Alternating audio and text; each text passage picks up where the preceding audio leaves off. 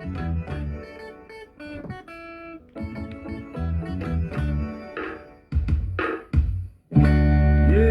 bon fender. Yeah, bon fender. Yeah, bon fender. Yeah, bon fender. Oh, bon fender. Yeah, bon fender. Bon fender, bon fender. Yeah, bon fender. Bon fender, le bon fender.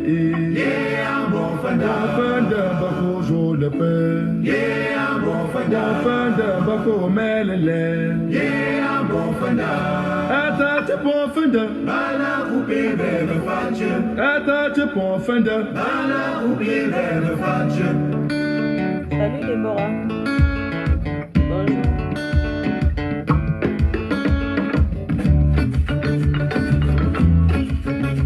Un peu de folklore en attendant. Comment tu vas Déborah? Yeah, bon fender. Yeah, bon fender. Yeah, bon fender. Yeah, bon fender. Oh, bon fender. Yeah, bon fender. Victoria Bishop.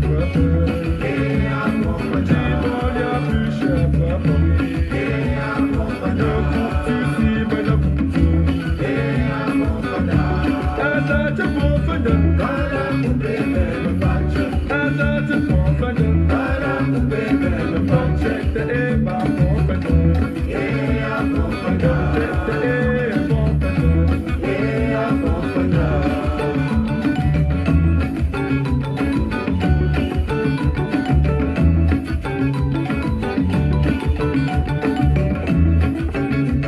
Partagez le direct quand on commence. En attendant, on écoute la musique.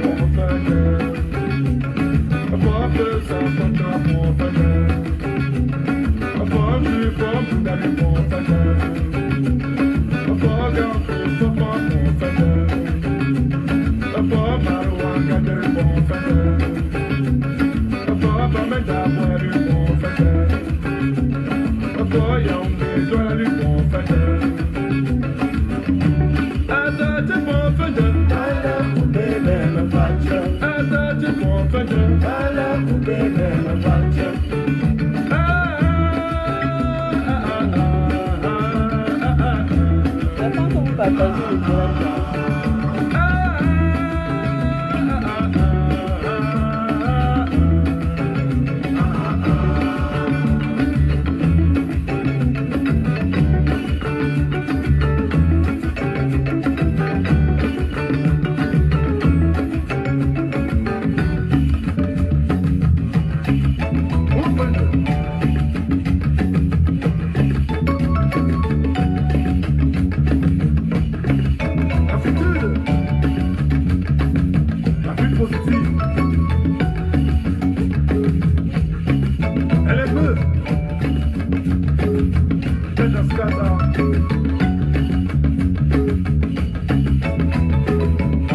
le direct. J'attends que vous partagez le direct afin qu'on puisse commencer. Parce qu'il faut qu'on se dise certaines vérités en fait.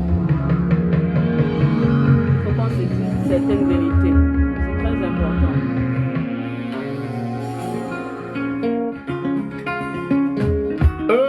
Puisque je vais parler un peu de l'éducation.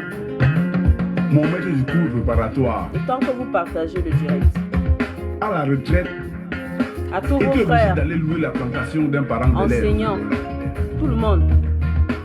Pour cultiver la terre afin de joindre les deux bouts. Et pourtant, il avait enseigné tous les décideurs de ce monde. Le papa de Jérémie est toi. La maman de Fatima est toi. Le boubou de Jérémie est petit.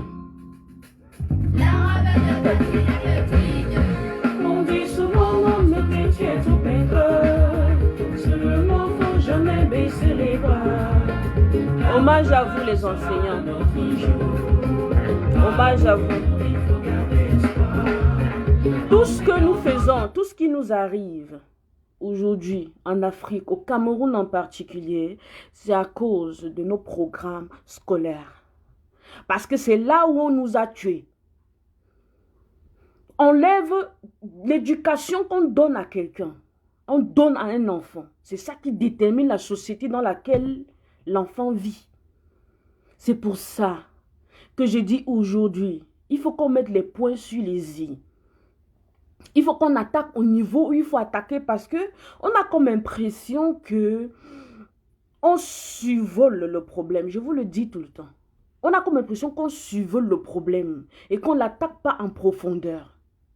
L'éducation, que vous soyez en train de voir des enfants de l'école primaire en train de toller les planches pour faire le local de l'école maternelle pour leurs petits frères. Que vous allez dans un lycée technique. Un lycée technique. Il n'y a pas de toiture. Il n'y a pas de table-banc. Quelle éducation est-ce qu'on donne à ces enfants?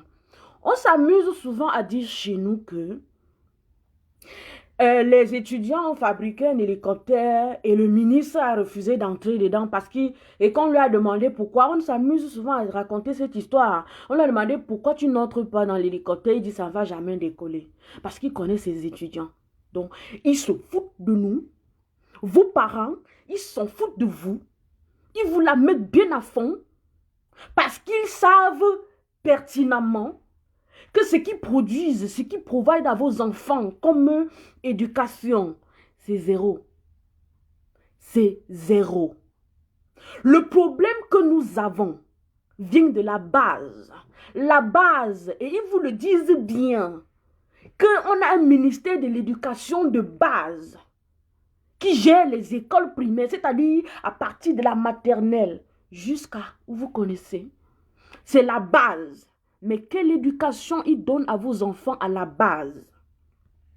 Moi, j'ai cru à un certain moment de ma vie que nos parents, ceux qui étaient avant nous, ont reçu une éducation. Mais de fond en comble, je me suis rendu compte que si ceux-là qui se sont battus pour nous avant les Umyobe et autres se sont battus, c'est parce qu'ils se sont rendus compte que on a formé une vague de personnes dont on a lavé le cerveau. C'est-à-dire, attendez que je vous explique. Nos parents, dans les écoles, on les apprenait des cours. Et d'ailleurs, nous-mêmes aussi, on nous a appris ces mêmes choses. On nous a appris l'histoire de la France, l'histoire des États-Unis, les combats en Chine et tout ce qui allait avec tout ce que vous connaissez là-bas. Là. Rien de chez nous.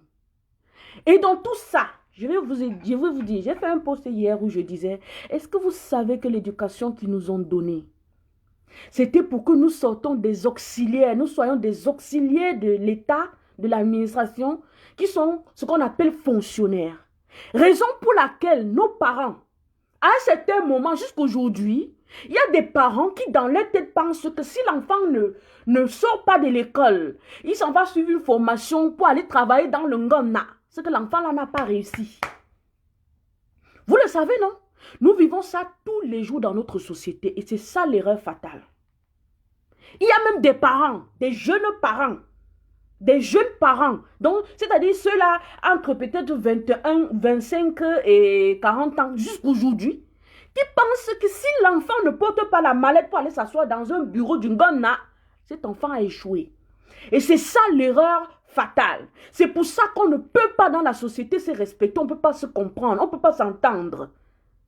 C'est pour ça que vous pouvez voir aujourd'hui, quand nous sorte le concours d'un examen, que tout le monde normalement mérite faire. Et dans la liste, il y a des personnes d'une famille, au moins une dizaine.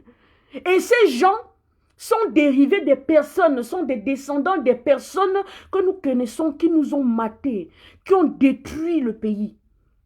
C'est-à-dire, la sémence de ceux qui ont détruit le pays est en train de venir. Pour faire quoi? Continuer les actes. C'est exactement comme ça que ça s'est passé pendant la colonisation. C'est exactement la même chose. Vous vous rendez compte qu'on nous a appris, on a appris à nos parents dans les écoles à ne pas s'aimer. C'est-à-dire, on arrivait à un niveau où, quand quelqu'un prononçait, parlait en sa langue vernaculaire en classe, on l'attachait au cou, un crâne d'âne. Et tout le monde le huait. qu'il a parlé la langue maternelle. Il ne connaît même pas parler la langue du blanc. C'est exactement la même chose qui se passe dans nos vies aujourd'hui, d'une certaine façon moderne. C'est-à-dire, quand je vais faire un post sur Facebook, si j'écris bien en français, respectant la grammaire, l'orthographe, voilà, vous allez m'aimer, mes frères. Vous allez comprendre, non, elle est éduquée. Oh, Cathy, elle est éduquée. Oh, tel est éduqué. Il s'exprime bien en français. Il écrit bien le français. Oh, machin et tout, tout. Et pourtant, vous savez bien que beaucoup parmi nous ne savent pas dire bonjour en leur langue maternelle. Des papas et des mamans. Africains, quelle est notre fierté? Camerounais, quelle est ta fierté? J'ai rencontré une famille ici où il y a une petite fille là, dans cette famille, quand tu lui parles en français, le parent se fâche. C'est-à-dire, vous êtes étranger dans un pays où on parle l'anglais. La seule langue que tu peux avoir en secret avec ton frère ou ta soeur qui ne connaît déjà pas parler la langue maternelle de chez vous, votre langue du village, c'est le français.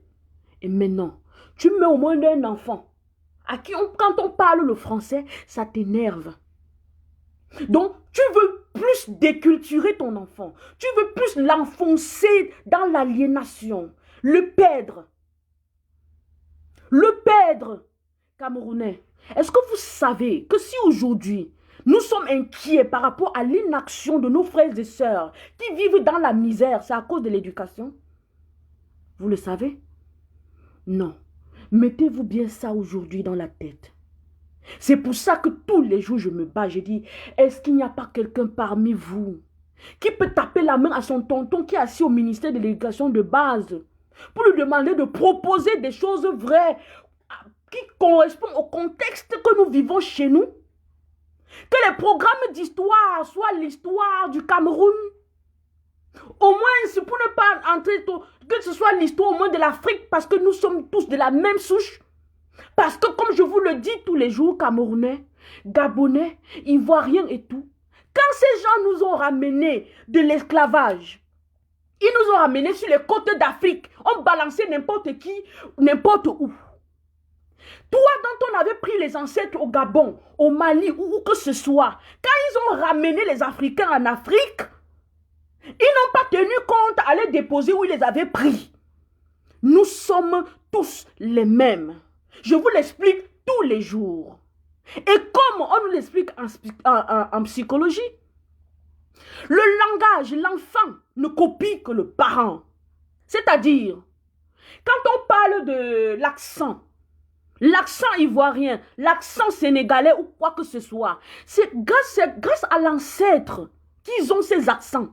J'ai dit l'ancêtre, celui-là qui était la principale personne sur le terrain, la façon dont il parlait, c'est de ça que ses enfants ont hérité. Il n'y a rien. Il n'y a rien. Je vous dis ceci. Quand ils nous ont ramenés après l'esclavage chez nous, Africains, on n'a remis personne à l'endroit où on l'avait porté. Donc tu peux te retrouver au Cameroun et pourtant tes ancêtres étaient congolais, étaient maliens ou que ce soit. D'ailleurs, regardez-vous, vous êtes diversifiés. On ne peut pas dire que, ok, à le voir d'apparence, on sait que c'est un Sénégalais ou c'est un Ivoirien ou c'est un quoi. Vous êtes tous pareils. Mais nous, au milieu de nous, on se crée des divisions. Salut maman Micheline.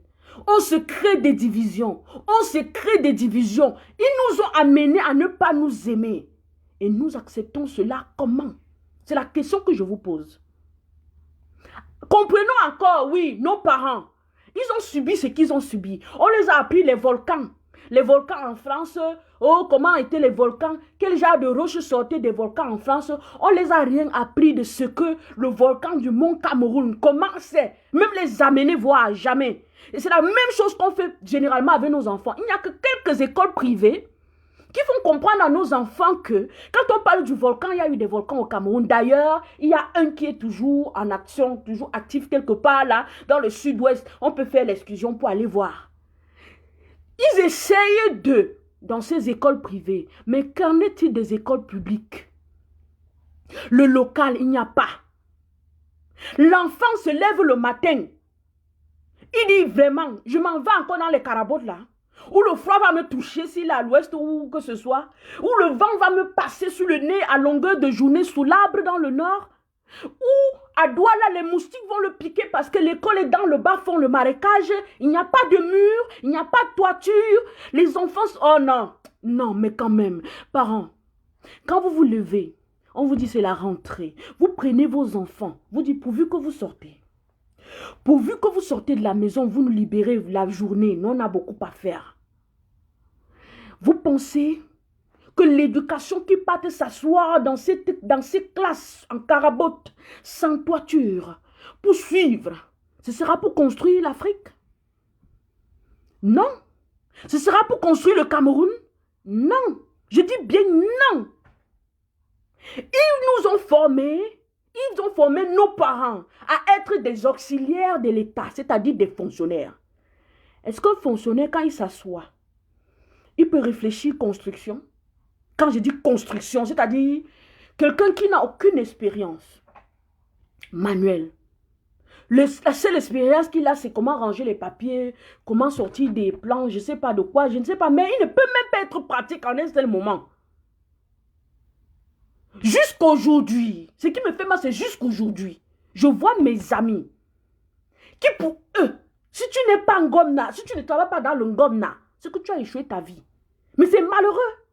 C'est malheureux quand nous sommes les premiers à nous asseoir devant des chaînes de télé pour voir des incroyables talents. C'est malheureux quand nous sommes des premiers à applaudir les records Guinness du monde. Quand nous sommes des premiers à regarder les livres de la vie pour voir les noms de qui sont inscrits comme des gens qui ont toujours multiplié des richesses. On vous a dit qu'on multiplie les richesses en portant la mallette tous les jours pour aller travailler pour un patron quelque part? Non. Je dis bien non, ça ne se fait pas. Tout le monde ne doit pas faire la même chose.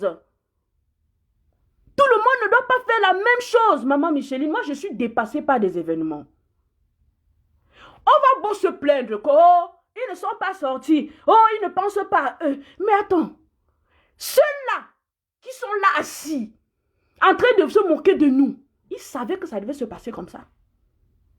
Ils savaient.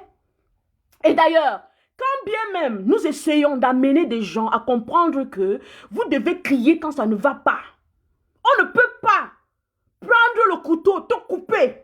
Tu restes silencieux. Tu ne peux pas avoir faim, tu vois la nourriture que les autres mangent, tu n'as pas. Tu restes tranquille, mais quand même, vous criez vous-même vos inégalités. Je vous ai déjà dit, le fossé de l'inégalité au Cameroun est comme le triangle de Bermude. Comme le triangle de Bermude. Ils sont dessus avec les hélicos. Vous êtes en bas. Vous êtes en bas, vous coulez de tous les sens. Et quand vous arrivez au milieu, ça vous prend. Je ne sais pas si vous comprenez l'explication que je suis en train de vous donner. Mes frères camerounais, mes frères et sœurs camerounais, quand on vous dit tous les jours, votre destin est entre vos mains, vous ne comprenez pas le sens? Mes frères camerounais, quand vous restez comme ça, les gens viennent s'asseoir sur la toile, par exemple. Prenons l'exemple de la toile. Vous ne pouvez pas parler de ceux qui sont sur le terrain avec vous, à vous parler tous les jours. Ils vous disent, vraiment, la vie que tu mènes là, tu peux avoir plus que ça. Je ne te vois pas en train de vendre seulement du piment ou du macabo. Ce n'est pas ça ton truc. Quel était ton rêve? Vous allez voir la plupart de nos mamans qui sont versées dans les machins, les plateaux sur la tête, où elles vont te dire, moi j'avais rêvé d'être vraiment un grand tailleur, d'être ceci. Mais mes parents m'ont amené, ils ont dit que non, il fallait faire la fonction. J'ai fait le concours de ceci, voici ça en poche, je ne fais rien avec. Attendez, Camerounais. Attendez. Attendez. Moi, je suis juste dépassée par les événements. Et je me pose la question de savoir, jusqu'à quand? How long are we going to stay like that? How long? How long? Non. Mais attendez. C'était prévisible. C'était prévisible que quand on sorte et quand on a un petit nombre, qu'on puisse attraper. Quand on vous dit vous-même que, quand on vous dit que si vous êtes nombreux, on ne pourra pas attraper personne. Parce que leurs locaux ne pourront pas vous contenir. Si oui, on va vous attraper, vous mettre à l'air libre, vous tous, et vous encadrer dans tout le territoire du Cameroun. Vous ne voulez pas comprendre ou vous êtes juste... on s'en fout. On s'en fout. Pour nous, quoi dedans? Et vous êtes là, les drames, chaque jour que Dieu a créé, il y a les drames dans mon pays. Chaque jour que Dieu a créé.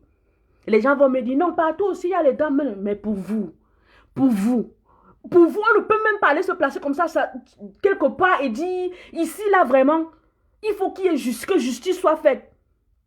Les ancêtres se sont fâchés l'autre jour. Ils ont renversé les billes de bois. Vous ne voyez même pas ça dans ce sens, je sais. Que ça ne vous dit rien. Pour vous, c'est normal, le train a déraillé et tout.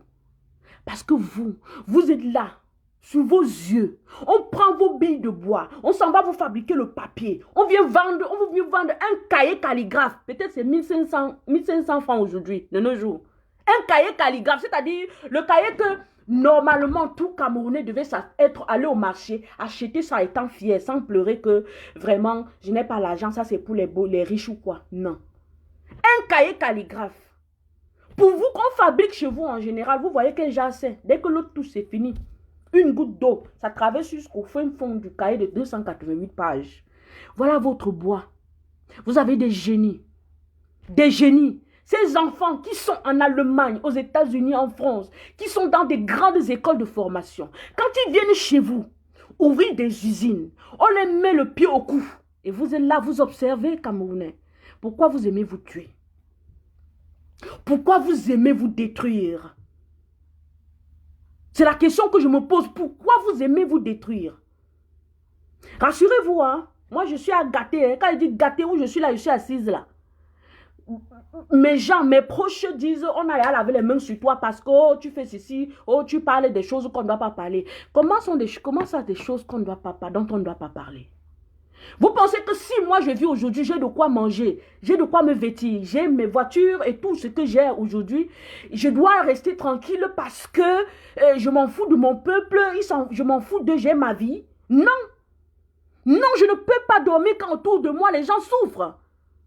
Je ne peux pas dormir quand mon peuple est dans l'aveuglement. Je ne peux pas dormir quand l'aliénation je ne sais pas comment dire ça, mais mes frères. Mes frères. Mes frères, je n'arrive pas à comprendre.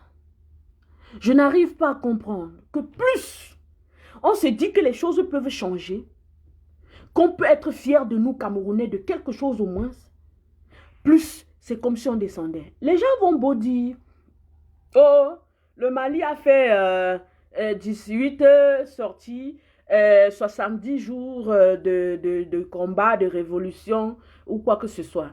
Non. Camerounais. Impossible n'est pas Camerounais. Mais depuis, ça vous dépasse. Il faut qu'on se dise les vérités. Moi, j'ai cru que, comme nous sommes toujours, nous surprenons toujours les gens avec des façons de faire fortes, ça ne devait pas prendre du temps. Ensemble, surtout qu'on était ensemble. Surtout qu'on était ensemble. Hein? Chacun veut rester penser à lui. Parce que quand je suis en train de discuter souvent avec mes frères et sœurs, il y a des gens qui me disent, Cathy, c'est chacun qui doit faire à son niveau ce qu'il peut pour... Bon, depuis que vous faites à votre niveau ce que vous pouvez, ça arrive où? Vous n'avez jamais compris que nous, le peuple camerounais, des vrais Bantous, nous vivons en communauté. Notre vie, c'est en communauté. On ne doit pas vivre en rang séparé, jamais. On ne doit pas mener des combats en rang séparé, jamais. Raison pour laquelle je vous ai dit, la veille du 2, c'était le 2, que ce qu'on vous dit que, oh, il faut faire ceci, rester à la maison, aller vaquer à vos occupations, là, c'est le NDEM. C'était comme ça pour nous détruire, nous gâter ce qui devait se passer le 6. Personne de vous n'a compris. Personne n'a compris. Personne n'a compris. Je vous ai dit, il y a une chose dans la vie, une loi de la vie qui est propre et nette. Camerounais, on dit, la personne qui un jour a essayé de faire quelque chose contre toi, quel que soit le pardon, ou bien l'excuse que la personne t'a donnée, tu l'as pardonné, tu dois te méfier de la personne. Comme on le dit chez nous, qui a été mordu par le serpent doit éviter le 1000 pattes. Vous ne comprenez pas? Quelqu'un ne peut pas venir aujourd'hui vous dire, voilà, je suis contre votre ligne. Je suis contre votre idéologie. Je comprends que vous voulez aussi faire quelque chose pour que le Cameroun change, mais je suis contre vous. Je suis contre votre idéologie. L'idéologie, c'est tout en fait. Quand il s'agit d'un groupe de personnes qui sont en train de vouloir marquer un événement ou faire quelque chose de particulier, l'idéologie, c'est leur façon de voir la chose, leur façon de penser et comment ils veulent faire en fait. Mais si quelqu'un vient vous dire qu'il est contre certaines de vos idéologies, quand il y a certaines, méfiez-vous de la personne. Vous partez fixer une date pour quelque chose, quelqu'un vous dévance. Du jour au lendemain, il se lève avant, il vous dit, je veux faire un truc. Be careful. Je vous ai dit, Camerounais, il y a une chose que nous devons faire. Est-ce que vous savez que dans la vie, il faut beaucoup suivre son intuition? L'intuition, c'est-à-dire face à une situation, la première idée qui te vient dans la tête, ne la néglige jamais. Ne la néglige jamais. Afro Black, salut. Ne la néglige jamais. Mais nous ne comprenons pas. Nous avons nos idées. Et comme on nous a appris à ne pas être sûrs de nous, il faut qu'on aille recueillir ici, recueillir là-bas. Je ne refuse pas que avoir des conseils ou bien recevoir des conseils de qui que ce soit par rapport à un truc qu'on doit réaliser est une bonne chose. Mais l'idée première qui te vient, c'est une inspiration. L'inspiration, l'initiative, la première initiative qui te vient face à une situation, ne la néglige jamais. Quel que soit ce qu'on te dit, que ces choses que tu vas prendre de ceux qui te disent, qui te donnent des conseils, viennent surmonter à ce que ton initiative, l'idée principale a été. Camerounais, vous passez le temps à dire, venez ici faire ça. Ceux-là qui passent le temps à dire, venez ici faire ça. Voilà Kamto qui est là-bas avec vous, il fait ça. Le voilà qui a sacrifié sa vie pour vous, il n'est pas obligé d'être au Cameroun. Il n'est pas obligé de vivre au Cameroun. Non. Il a sacrifié sa vie pour vous. Beaucoup parmi eux, les mamans de Mota, je pense que s'ils veulent partir aujourd'hui, il ne va pas faire une semaine pour partir. Ils sont là avec vous, ils font ça. Abezonga avec vous, il fait ça. Ils sont où? Hein? Ils sont où? Qu'est-ce que vous faites pour eux? Vous voulez que nous, on vienne ici faire ça pour être dans la même situation que eux. Vous êtes méchants, hein? Très méchants. Si vous étiez battus, si vous aviez même l'envie, si vous voulez un groupe de combat sur place, vous aurez sauvé celui-là qui est venu ouvrir vos yeux. Depuis combien de temps il est là enfermé? Vous avez fait quoi? Hein? Bon, entre-temps, j'ai un autre problème. Excusez-moi, hein? Je vais parler des choses qui vont déranger certaines personnes. Vous partez chaque temps vous asseoir sur des chaînes de télé. Oh, vraiment, ce monsieur vraiment, ce monsieur vraiment. Où étiez-vous le 6? Ceux-là qui ont même dit, il y a même des gens des autres partis qui ont dit qu'ils devaient se rejoindre au MRC le 6. Je ne voulais pas trop parler de politique en fait. Je veux parler de la personne qui est dans les situations, des gens qui sont dans des situations. Les bibous et les ongangs, tout ça. Vous êtes tous les jours en train de parler, oh vraiment, ces gens-là, oh vraiment, leur idée vraiment, hein, ils ont ouvert les yeux des Camerounais. Quand ils parlent sur les chaînes de télé, droit de réponse, vous êtes contents, oh vraiment, oh le père. Ils sont où? Où étiez-vous le 6 pour dire libérez-les? Vous étiez où? Vous allez venir ouvrir vos grosses gueules pour nous dire, venez au Cameroun. Venez au Cameroun pour qu'on vienne, on nous enferme comme on enferme les autres et vous restez là à nous regarder, c'est ça? Parce qu'on a bien envie. Il y a des moments où on réfléchit avec des frères. Que gars, faisons une descente. Faisons une descente. Mais quand vous pensez qu'on voit comme ça là, on va venir pour être... Parce que ce qui est sûr, si on vient même à l'aéroport, on sera attrapé. Vous allez nous laisser, non? Hein? Vous allez nous laisser comme ça. N'est-ce pas? Il y a des gens qui viennent s'asseoir sur la toile. Salut Armand. Salut Afrique Solidarité. Il y a des gens qui viennent s'asseoir sur la toile. Ils vous disent comment? Oh, les Max Ivoire, oh, les Calibri, oh, tous ceux qui ont commencé le combat. Tous ceux qui sont dans ce combat, les Sandy et tout le reste. Comment ces gens-là, c'est des gens qui ne vous aiment pas.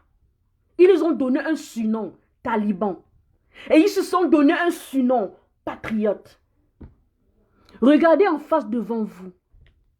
Entre eux et les autres, qui sont plus patriotes que qui? Qu'est-ce qu'un patriote camerounais?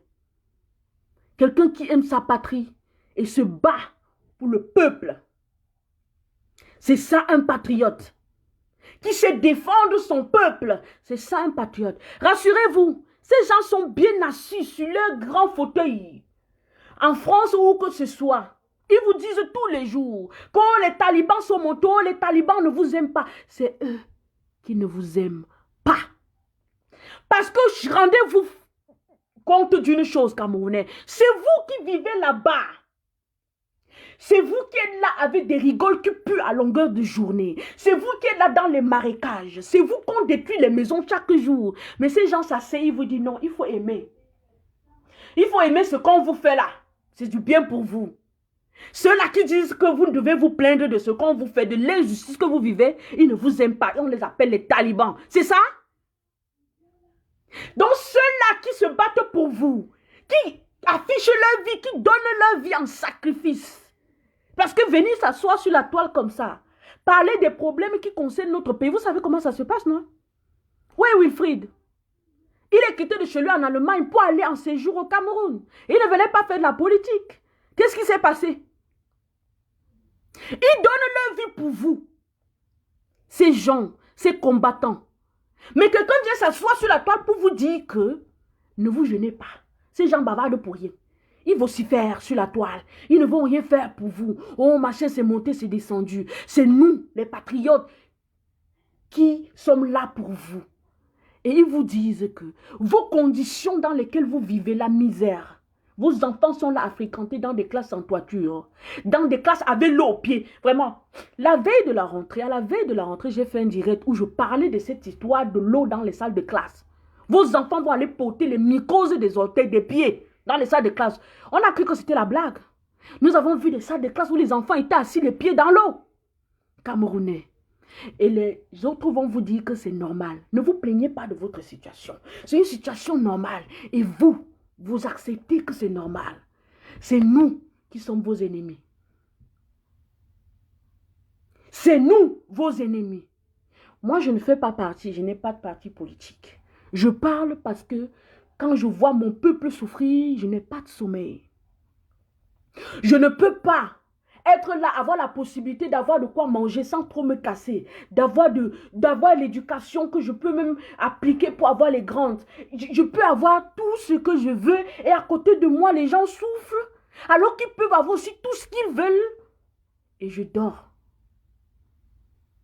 Je suis incapable, je ne peux pas aller au Cameroun, m'acheter un terrain, construire un immeuble et à côté de moi, il y a quelqu'un qui vit dans les caraboutes et je dors tranquille. Non, non, ce n'est pas moi. Je préfère ne pas investir là-bas.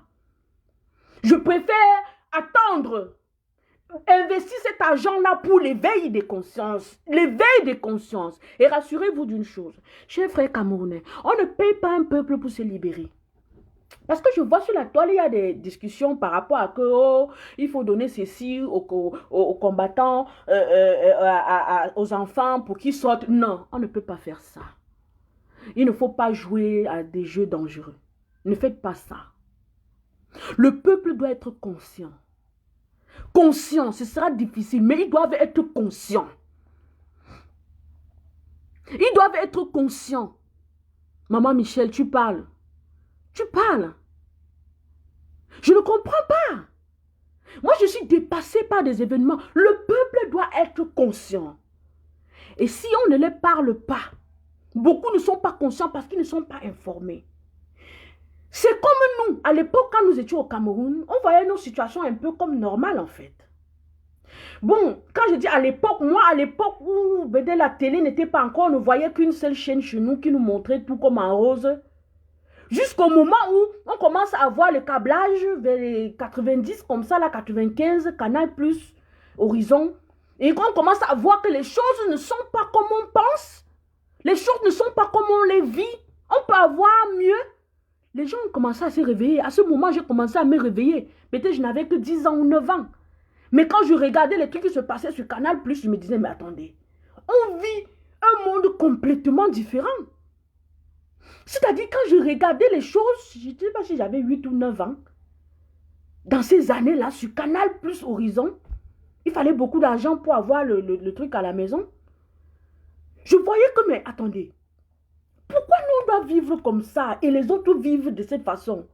Ça veut dire qu'ils ont quoi de plus que nous?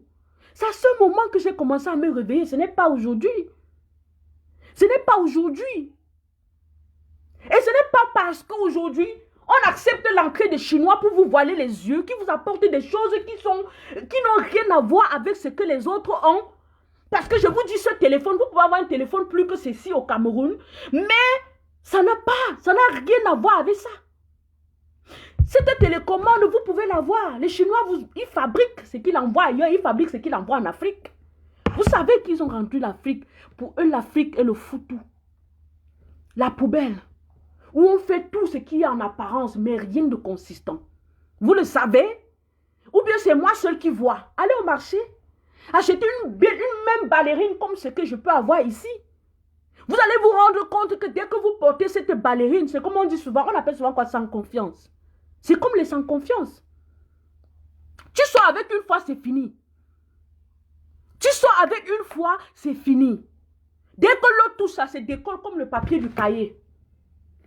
Or, la même ballerine que j'ai ici, avec le même design, je peux la porter 15 ans.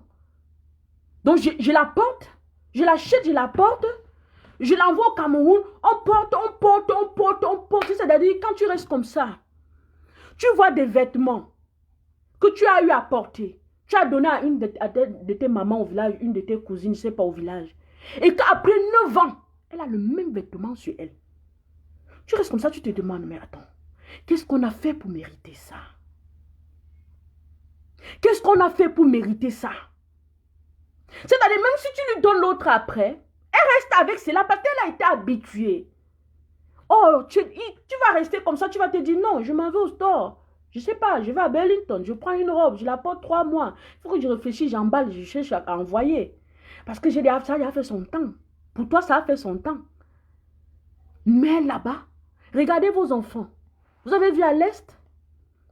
Vous avez vu les images qui sont sur la toile à l'Est? Un enfant qui s'en va à l'école pieds nus, avec les habits tout déchirés sur lui, sale. Donc tu sens que l'enfant peut-être porte l'habit depuis plus de 2 mois. Il n'y a pas de savon pour laver.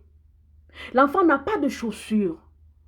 Vous êtes fiers, dans vos grandes villes, d'envoyer vos enfants à l'école, les ayant porté des jolies tenues, les ayant mis dans des écoles privées. Vous êtes contents.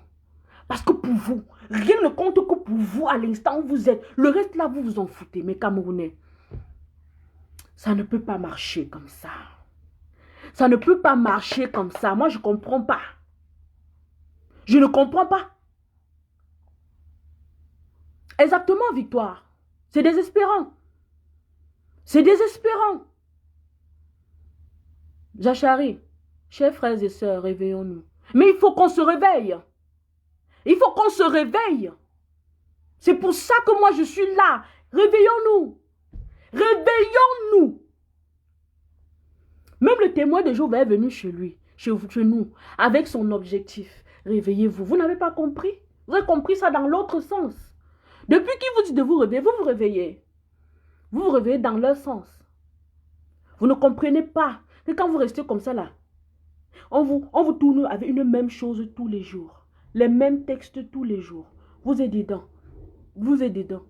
Africains, si on vous racontait votre histoire, si on racontait notre histoire à nos enfants, il y a plein de choses qu'ils ne feraient plus, qu'ils n'accepteraient plus. Parce que, quand je vois un enfant qui se lève le matin, il n'y a pas moyen d'aller à l'école. Le parent n'a pas l'argent pour l'envoyer à l'école. On porte un plateau de bananes ou d'arachide, on le met sur la tête. Les gens vont me dire, tu veux qu'on fasse comment? C'est la question que je n'aime pas.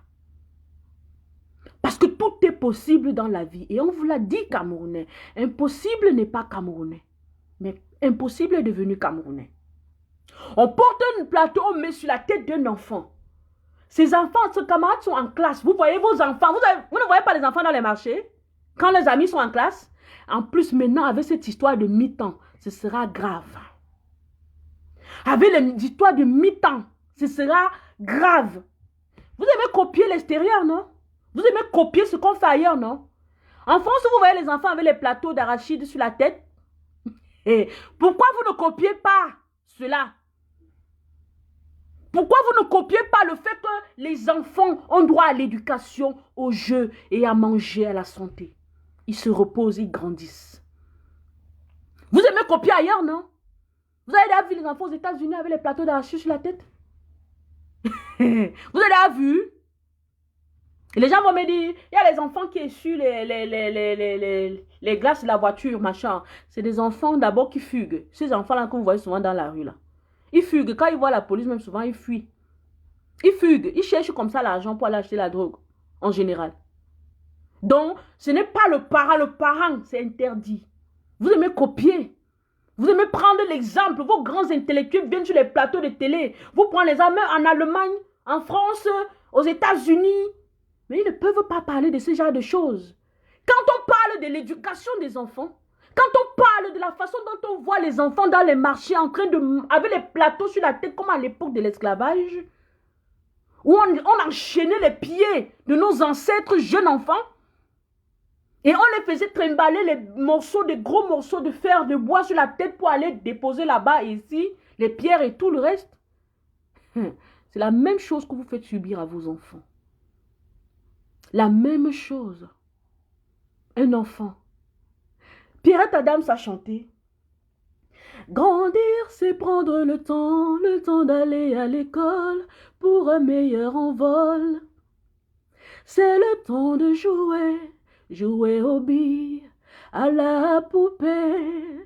Après, ce sera plus le moment de jouer comme un enfant. Ça ne vous a rien dit. Ça ne vous a rien dit. Ça ne vous a rien dit. Hein? Aujourd'hui, vous êtes là. Les gens vont me dire, Cathy, tu veux qu'on fasse comment? L'enfant doit aller chercher l'argent de son cahier, l'argent de ses ceci. Et puis vous allez vous retrouver dans les maisons avec des enfants qui ne savent pas si vous êtes les parents ou vous êtes leurs amis. Vous allez vous plaindre. Oh, les enfants d'aujourd'hui. Non. Laissez. Laissez. Je vous ai tout pris l'exemple. Écoutez bien. Les enfants de Trump, prenons l'exemple, sont des enfants éduqués d'une certaine façon que les choses que les autres enfants font.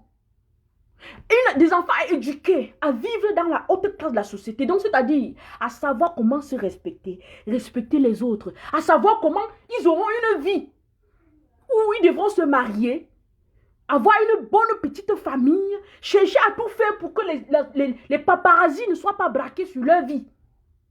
C'est ça. Regardez Bi. Je vous ai pris l'exemple dernièrement sur Bi. Vous avez déjà vu Bi avec les habits dénudés partout, comme vous laissez vos enfants se dénuder. Vous pensez que Bi, c'est parce que Bi n'est pas belle? Regardez les enfants de tous ces gens, de toutes ces personnes. Les Bill et tout le reste. Quelle éducation? Quelle éducation dans quelle société pour notre vie, pour nos enfants, pour notre avenir? Quelle éducation pour nos enfants? Quelle éducation? Dans quel milieu? Mes chers frères et sœurs. Quand je reste comme ça, je me pose la question de savoir, ok, c'était alors mieux à l'époque de nos parents? Où on les a lavé le cerveau en les faisant comprendre que vous êtes là comme ça, vous n'êtes rien. Tout ce que vous devez faire, c'est apprendre comment la France a, comment l'Allemagne a, comment les États-Unis ont. Vous devez apprendre la langue du colon. Vous devez apprendre que vous devez sortir de l'école et être des fonctionnaires pour perpétrer l'œuvre du colon. Vous avez vu devant vous, non? Regardez devant vous. Tous ceux-là qui sont ces fonctionnaires, on les apprend à vous voler. On les apprend à perdre la société. Vrai ou faux? Regardez même vous-même devant vos yeux. Regardez vous-même sur vos yeux, non? Tous ceux-là qui ont des grosses mallettes pour entrer dans les grands bureaux. Vous voyez leur vie? Vous savez ce qu'ils nous font, non? Ou c'est moi qui vais venir vous dire? Ils ne font que continuer l'œuvre du colon, c'est-à-dire marcher sur vous pour réaliser leurs rêves. Ouvrez vos yeux. Ouvrez vos yeux. J'ai dit bien ceci. Les fonctionnaires dans nos pays en Afrique, en général, sont là pour perpétrer l'œuvre du colon. C'est-à-dire, vous écraser pour réaliser leurs rêves. Vrai ou faux? Peut-être je suis en train de mal voir. Hein. Peut-être je pense mal parce que c'est comme ça que moi je vois la chose. Hein. Ils sont là pour vous écraser et réaliser leurs rêves. Pour réaliser leurs rêves. C'est pour ça que Camerounais, tout votre argent, comme on dit, l'argent du contribuable camerounais va dans les comptes privés. De qui? Des fonctionnaires de l'État. Quand je parle des fonctionnaires de l'État, vous savez de qui je parle? Ceux-là qui sont là-bas en haut. Quand je dis là-bas en haut, on va dire que c'est contradictoire. En haut là-bas, si vous voulez. C'est le langage qu'on nous a appris chez nous. En haut là. C'est eux. C'est eux qui vous écrasent, comme le colon vous écrasait pour vous exploiter et réaliser leurs rêves chez eux. C'est la même chose qui se passe. Mais ce qui nous tue, c'est que le tout, si c'est nos propres frères qu'on a formés dans les écoles, donc où on a lavé les cerveaux, c'est eux qu'on utilise maintenant pour nous faire ce que eux, les colons, ils nous faisaient. C'est-à-dire, à un certain moment, on trouve ça normal. À un certain moment, on se dit, mais qu'est-ce qu'on va faire? Mais qu'est-ce qu'on va faire, Cathy? Il faut changer. Il faut changer la donne des choses. Il faut changer la donne des choses. Dis, moi, mon destin, le destin de ma famille n'est pas de finir sous les arbres. Comme cette famille que j'ai vue sur un truc de Canal 2 hier. Excusez-moi de prononcer le nom de la chaîne. Mais vous pouvez aller regarder. Je pense que j'ai partagé ça sur mon mur. J'ai apprécié le documentaire, en fait, le passage, cette vidéo. Parce que c'est ça, c'est comme ça qu'il faut qu'on dénonce. Une famille sous l'arbre, dont tous les membres sont malades. Ils n'ont pas de toit. Ils disent que leur pauvre maison qu'il y avait au village s'est détruite. C'est la raison pour laquelle je vous dis tous les jours ici, mes frères. N'oubliez jamais d'où vous venez.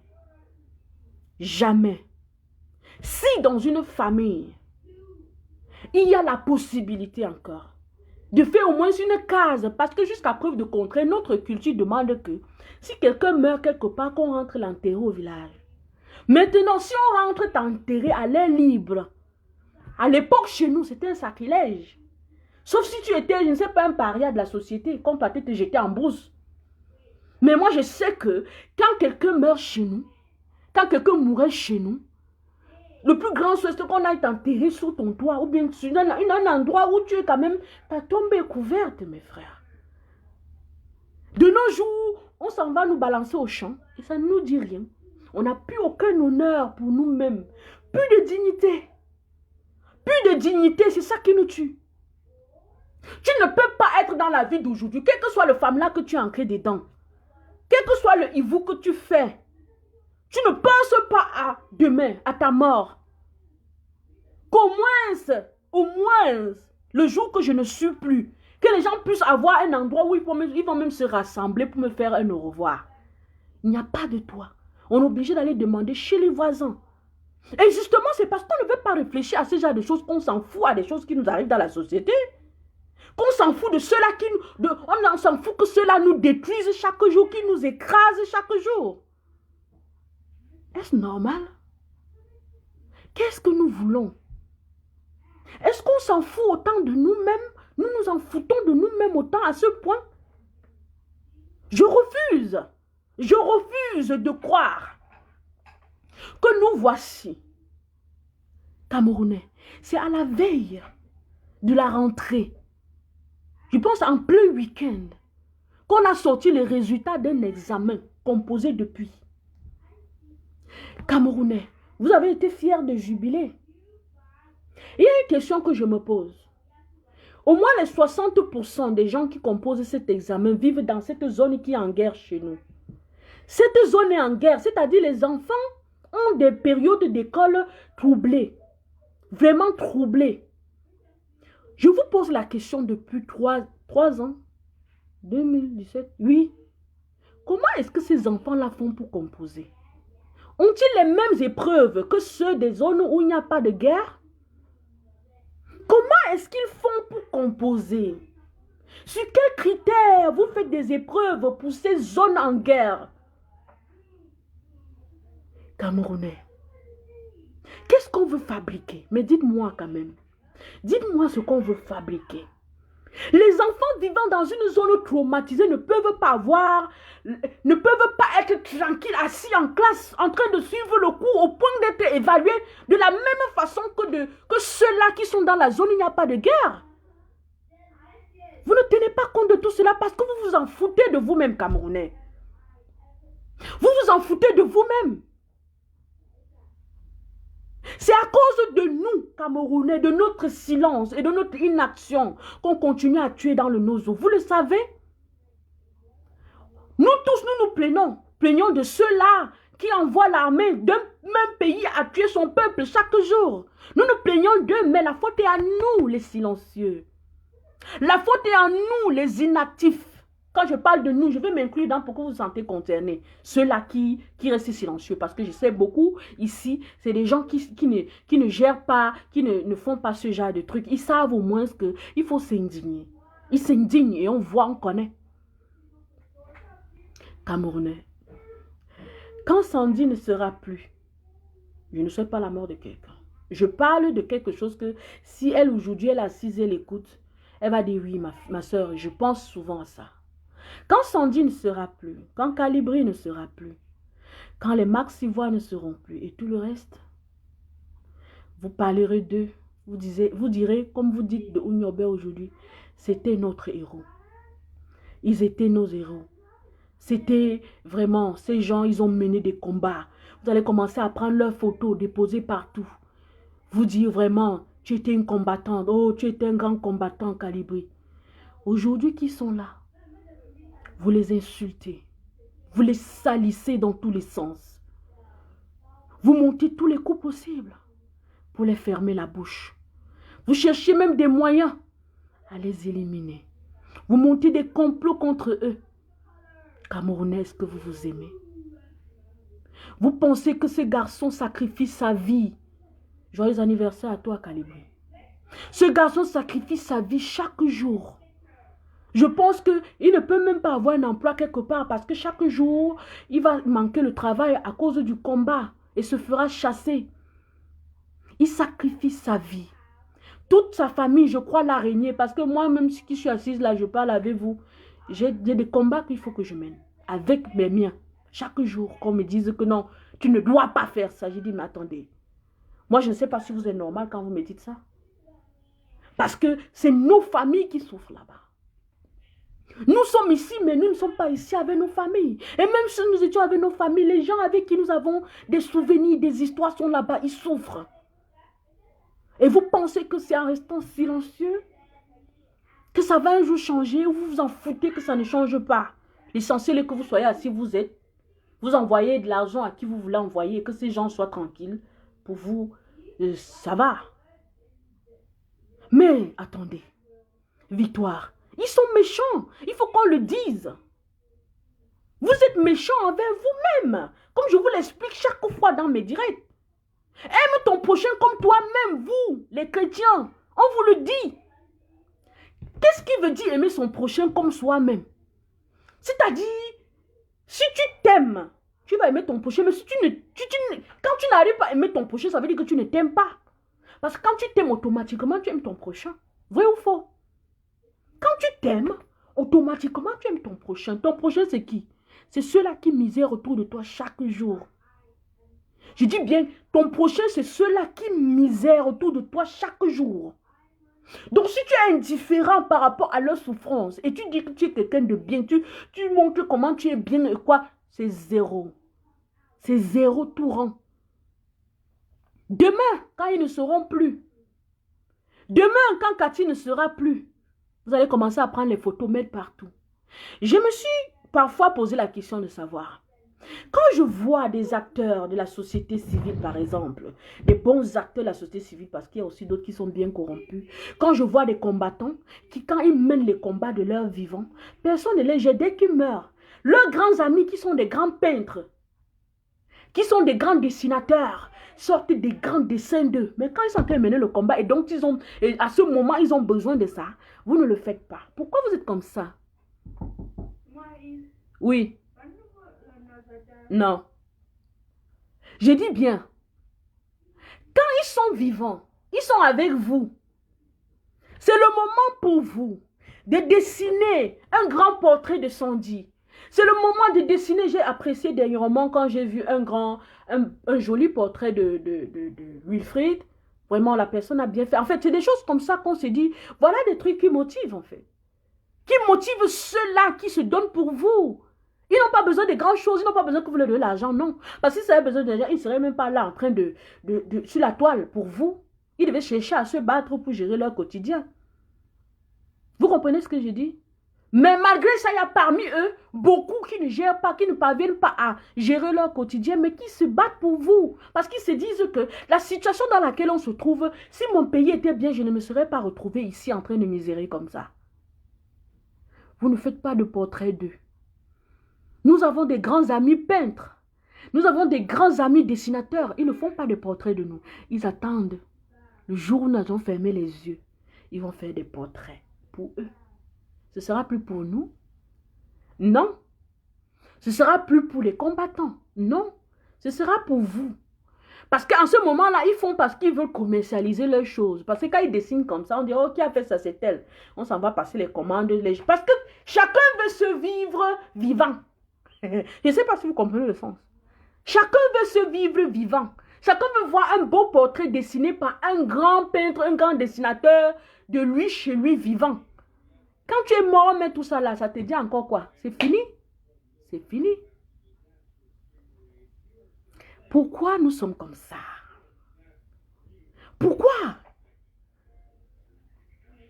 Pourquoi nous sommes comme ça? C'est la question que je me pose. Pourquoi nous sommes comme ça? Ces gens-là qui ont surnommé les combattants talibans, ils vous disent que c'est eux qui vous font comprendre que votre situation au Cameroun, c'est normal, qui est bien pour vous. Donc, ils vous disent que c'est eux qui se battent pour vous, en vous faisant comprendre que votre situation au Cameroun, ne vous plaignez pas. Ne vous plaignez pas. La pauvreté spirituelle, j'en parle constamment. Je ne sais pas, je n'ai pas pu lire le commentaire. Afro Black dit, je ne comprends pas ça. Voilà pourquoi je dis c'est une pauvreté spirituelle. L'autre, le combat là, c'est pour ça que chaque fois, on vous parle souvent de l'aliénation. Le lavage des cerveaux. Le lavage des cerveaux. Beaucoup de gens vont vous dire dans mon pays que la spiritualité, a un rapport, ne convient qu'à la chrétienté, par exemple. Ils ne sont pas conscients qu'ils sont des bantous. Non. Ils ne sont pas conscients qu'ils sont des bantous. Et que la spiritualité bantou, ils ne la connaissent pas. Non, ils ne la connaissent pas. D'ailleurs, si tu leur parles de la spiritualité bantou, ils te jettent les pierres dessus. Ils t'écrasent. Ils te lapident. Et quand dans les années d'après, ils apprendront que tu avais raison. Ils vont dire, ouais, vraiment. Oh, vraiment, Charles Ateba Yéné. Quand je parle comme ça, je te pense. Je pense à Charles Ateba Yéné. Aujourd'hui, vous êtes assis. Vous pensez à lui. Vous pensez à ce qu'il disait.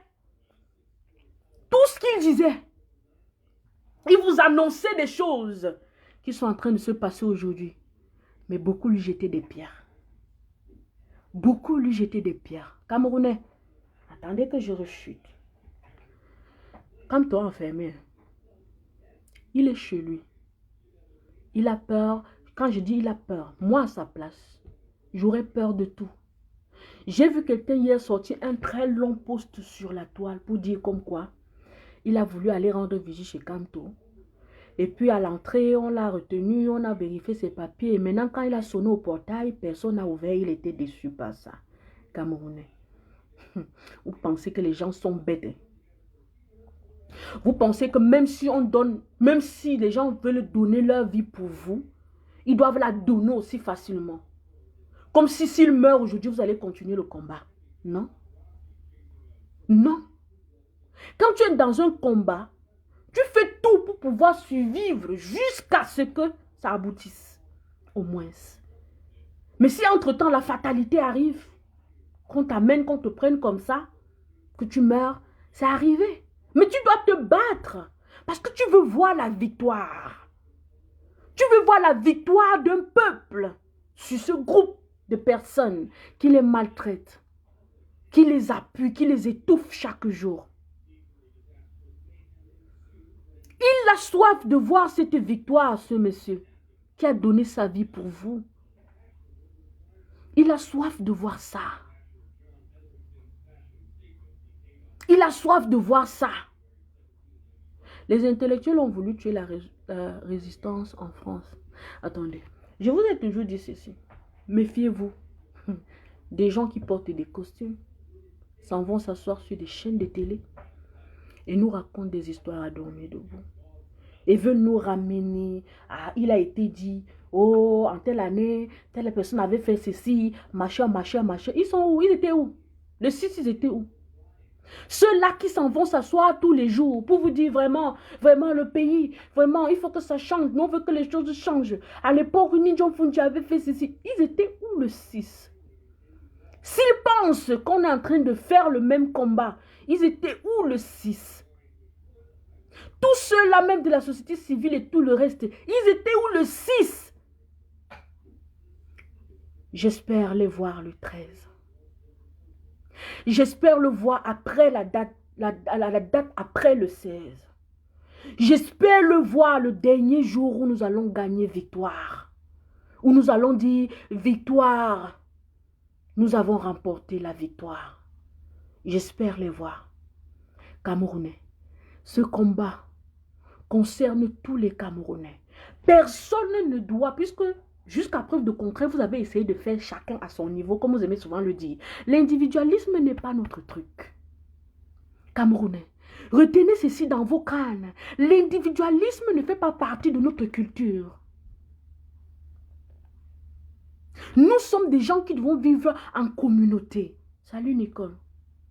Nous devons vivre en communauté, nous devons faire tout ensemble. Nous devons attacher notre fagot de bois ensemble. C'est ensemble, Camerounais. Divisés, ils vont tous nous tuer. Ensemble, ils ne toucheront personne. Vous avez déjà vu les exemples partout. Vous êtes des grands intellectuels, des grands lecteurs. Vous lisez des histoires où on vous raconte comment, vraiment, comment les choses se sont passées avant. Comment en France, il y avait les résistances à l'époque, la Révolution française. On vous a appris ça, non? Vous n'arrivez même pas à prendre l'exemple de ça pour pratiquer à vous. Vous, à qui on a appris. Comment s'est passée la résistance française, Camerounais? Comment s'est passée la résistance en Amérique et tout le reste? Ça s'est passé comment? Ça s'est passé comment la révolution dans les autres pays qu'on vous a appris, dont on vous a appris à l'école, on vous a appris que quoi? Que Mao Tse-tung avait fait comment? On vous a appris ça que comment? Vous n'avez pas compris? Ou vous ne pouvez pas mettre ça en pratique chez vous pour vous libérer? Vous voulez qu'on vienne, qu'on vous fasse comment? Ya Camerounais, vous êtes comme la mamie de la patate qu'on met au feu. Vous faites comme la mamie de la patate qu'on a mis au feu. Et on a mis le bois dessus. On allume le feu. Et à un certain moment, il y a toujours quelqu'un qui va venir mettre, éteindre le feu. Et la patate va rap. Je ne sais pas si vous comprenez ce que j'ai dit. Ceux-là qui comprennent mon patois vont comprendre. Tant pis pour vous qui ne comprenez pas mon patois. La patate là, ça rap. Parce qu'on a mis le feu. Il y a un méchant, il y a toujours les méchants, les infiltrés autour de vous qui viennent éteindre le feu. Ils viennent mettre l'eau sur le feu. La patate qui avait commencé à bouillir, Ça robe. Donc même si on cuit ça pendant 50 ans après, ça ne cuit plus jamais. Vous n'avez pas appris ça à vos enfants. Beaucoup de vous ne connaissent même pas ce genre de choses. Nous, quand on nous a appris à préparer, la première fois que j'ai préparé la patate, ça robe. Parce que j'ai mis la patate, ma mère m'a donné la patate au feu, elle voulait me tester. J'ai mis la patate au feu, je suis allée jouer. Ça robe. Donc, quand le premier tour du bois a séché, et puis c'est resté, le feu s'est baissé, la patate a robe. Hein? C'est comme ça qu'on fait au Cameroun. Il y a des gens qui exprès éteignent le feu pour que notre patate robe. Camerounais. Allumons le feu sur la patate là et restons autour jusqu'à ce que ça cuise. Vous avez compris? Ne laissons plus notre patate robe. Parce que quand la patate robe, on la cuit pendant 25 ans. Ça ne cuit plus. Quel que soit le feu, quel que soit le degré du feu qu'on met sur ça, ça ne cuit plus. Quand la patate robe, ça robe. Il n'y a plus rien à faire. Ne soyons pas cette marmite de patate qu'on a mis au feu et c'est en train de robe. Parce que sinon, après, on ne pourra plus jamais la cuire. Camerounais, le monde avance. Le monde avance. Le monde avance. Ouvrons nos yeux. Le monde avance. Ne restons pas en arrière. Ça ne nous ressemble pas. Ça ne nous ressemble pas. Arrachons notre pays aux mains des pilleurs. Arrachons notre pays aux mains des colons qui continuent à nous piller, à exploiter, nous exploiter. Tous ces fonctionnaires travaillent pour qui? Le colon. Ils perpétuent les œuvres des colons. Et nous sommes là. Ça ne nous dit rien. Nos enfants. Voilà le résultat de l'ENAM. Vous avez vu? C'est-à-dire, les enfants de ceux-là qui nous écrasent aujourd'hui vont écraser nos enfants demain. Et vous savez que ces enfants-là, la majorité de leurs enfants-là sont des... La majorité parmi eux sont des... Vous connaissez, non? Donc, quand ils vont faire pour eux, ce sera sans pitié. Quand ils vont faire pour eux, ce sera sans sentiment. Parce qu'ils sont la majorité. Et la majorité. Donc, on doit faire attention, mes frères. Je ne sais pas si vous voyez la gravité de la chose sur vos yeux. Parce que, quand on fait un concours, un parent qui est sûr de son enfant doit aller faire composer l'enfant. Ne pas aller chercher l'argent pour aller payer le nom, qu'on mette le nom de l'enfant sur la liste. Et quand on met là le nom de l'enfant, ça veut dire que l'enfant n'est même pas conscient, il ne sait même pas où on l'envoie.